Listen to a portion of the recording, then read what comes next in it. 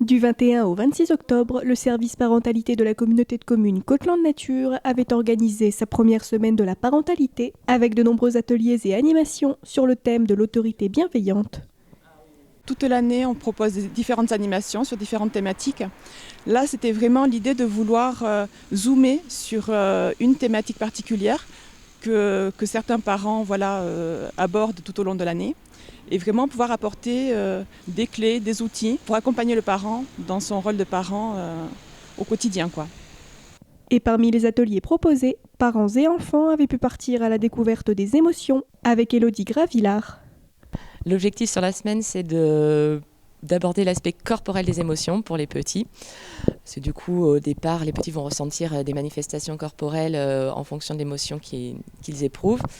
Et de pouvoir reconnaître ces signes à l'intérieur du corps, ça va les aider à pouvoir après, petit à petit, avec l'aide de l'entourage, des parents, de pouvoir mettre un mot sur ces sensations et de pouvoir les associer à une émotion. Et donc petit à petit, en se connaissant mieux les émotions, il va pouvoir mieux les exprimer et du coup petit à petit réussir à les maîtriser, avec en plus la maturation neurologique qui va se mettre en place petit à petit jusqu'à 5-6 ans. J'ai pris un peu de matériel pour avoir quelques supports et que ce soit plus ludique, parce que du coup les enfants, c'est à travers le jeu que ça va se passer. C'est essentiel que les parents participent pour les petits. C'est dans un endroit qu'ils ne connaissent pas, donc pour être rassurés, ils ont besoin de leur figure d'attachement pour pouvoir justement jouer avec ces émotions. C'est quelque chose qui est très intime et pour pouvoir jouer là-dessus, il faut qu'effectivement la personne rassurante qui soit avec eux. Voilà. Et après avoir travaillé pendant 1 heure chaque jour de cette semaine, les premiers résultats étaient apparus. Petit à petit, on est arrivé à mimer une émotion. Sur la dernière séance, on avait des enfants qui étaient capables, dans le cerceau de la couleur, pouvoir mimer l'émotion qui était associée et pouvoir aussi se détacher de l'émotion, donc en sortant du cerceau. Parce que là, c'était dans du jeu. Donc du coup, maintenant, voilà, à la fin, on était dans du jeu autour de l'émotion et pouvoir avoir suffisamment de maîtrise et de connaissance de l'émotion pour pouvoir faire semblant d'être dans un état émotionnel. Et du coup, ça a été intéressant parce qu'il y avait des évolutions différentes selon chaque groupe, et notamment sur les petits, où pour un, on est resté sur des choses très motrices et apprendre à ressentir son corps et sentir ce qui peut varier dans le corps en fonction des états toniques et des situations motrices.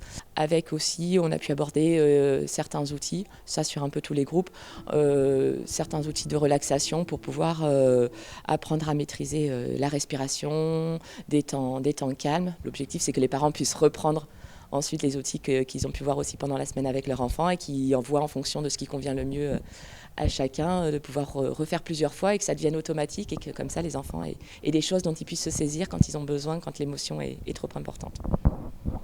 Pour clôturer cette semaine, les familles avaient été conviées une dernière fois à l'espace Émile Vigne de Castets pour assister au spectacle La couleur des émotions par la compagnie Vita Nova. Des émotions. Commence par les séparer. C'est un spectacle qu'on a mis en scène à partir d'un livre qui s'appelle La couleur des émotions d'Anna Lienas, une auteure espagnole. Et donc on a mêlé nos qualités artistiques donc avec Léa, c'est-à-dire que le spectacle est composé de chorégraphie, de danse, de musique, de lecture et puis de jeu. Le projet, c'est d'y voir un petit peu plus clair dans ses émotions, mais c'est aussi de dire que c'est pas facile et que c'est pas grave, et qu'on ressent des choses, et d'apprendre, oui, à mettre un mot peut-être sur cette chose qu'on ressent, et on sait pas trop où on en est. Et il y a une dose d'humour aussi qui permet de prendre du recul et de la distance par rapport à l'émotion, comme la peur ou la tristesse. On a eu le parti pris aussi, peut-être naturellement, de construire quelque chose autour des émotions, du coup, mais qui parle à tout le monde, en fait. Du coup, on s'adresse finalement pas qu'aux enfants.